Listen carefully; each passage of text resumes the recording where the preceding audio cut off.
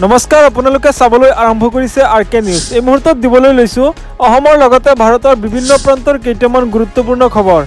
আজিৰ প্ৰথমটো খবৰ হৈছে মুছলমান সকললৈ বৃহৎ সকাহ দিলে উচ্চতম ন্যায়ালয়ে। দৰগাহ মছজিদ আঁতৰোৱাক লৈ বৃহৎ ৰায়দান প্ৰকাশ উচ্চতম ন্যায়ালয়ৰ। প্ৰশাসনে মছজিদৰ ওপৰত উচ্ছেদৰ বাবে দিছিল নিৰ্দেশনা।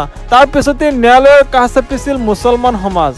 উত্তৰ প্ৰদেশৰ এলাহাবাদ উচ্চ ন্যায়ালয়ে দিছে এই ৰায়দান। কোনো মছজিদ, কোনো মাদ্ৰাছাত, কোনো দৰগাত এতিয়াৰ পৰা চলাব নোৱাৰিব উচ্ছেদ অভিযান। আন এটা খবৰ, অসমত নচলিব বজৰং দলৰ গুণ্ডাগিৰি। সাম্প্ৰদায়িক হিন্দু ৰাষ্ট্ৰ অসমবাসীয়ে নিবিচাৰে। অসমত নিষিদ্ধ কৰিব লাগে বজৰং দলক। উত্তৰ প্ৰদেশ, বিহাৰৰ নিচিনা সাম্প্ৰদায়িক ৰাজনীতি নচলিব অসমত। সাম্প্ৰদায়িক হিন্দু ৰাষ্ট্ৰ অসমবাসীয়ে নিবিচাৰে।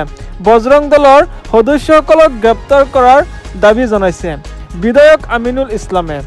বজৰং দলৰ গুণ্ডা বাহিনীয়ে আক্ৰমণ কৰিছিল মছজিদৰ ইমামক আৰু ৰাজহুৱাভাৱে অপদস্থ কৰিছিল ওদালগুৰি জিলাৰ ডিমাকুচি মছজিদৰ ইমামক।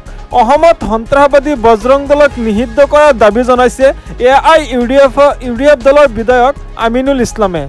অসম শংকৰ আজানৰ দেশ। ইমামক আক্ৰমণ কৰাৰ পাছতে অসম চৰকাৰক মুখ্যমন্ত্ৰী হিমন্ত বিশ্ব শৰ্মাক আহ্বান জনাইছে আমিনুল ইছলামে। আমিনুল ইছলামে কৈছে অসমত বজৰং দল RSSৰ গুণ্ডাগিৰি নচলিব। পৰৱৰ্তী খবৰ, ৱাকফ আইন সমৰ্থন কৰি বিহাৰ নিৰ্বাচন কৰাৰ পূৰ্বেই মহা বিপদত পৰিছে বিহাৰৰ মুখ্যমন্ত্ৰী নীতিশ কুমাৰ। JDUৰ সকলো পদৰ পৰা পদত্যাগ কৰিছে JDU নেতা মহম্মদ মুজাহিদ আলমে। JDUৰ পৰা মহম্মদ আলমকে ধৰি শ মুছলমান নেতাই দল ত্যাগ কৰিছে।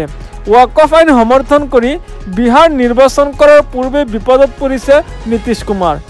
বিজেপিৰ লগত নীতিশ কুমাৰ থাকিলে মহা বিপদত পৰিব। এজনকৈ মুছলমান নেতাই বিহাৰৰ JDUৰ পৰা পদত্যাগ কৰা আৰম্ভ কৰিছে। এনেধৰণৰ খবৰ নিতৌ পাবলৈ চেনেলটো ছাবস্ক্ৰাইব কৰি ভিডিঅ'টোত এটা লাইক কৰি দিব। ধন্যবাদ।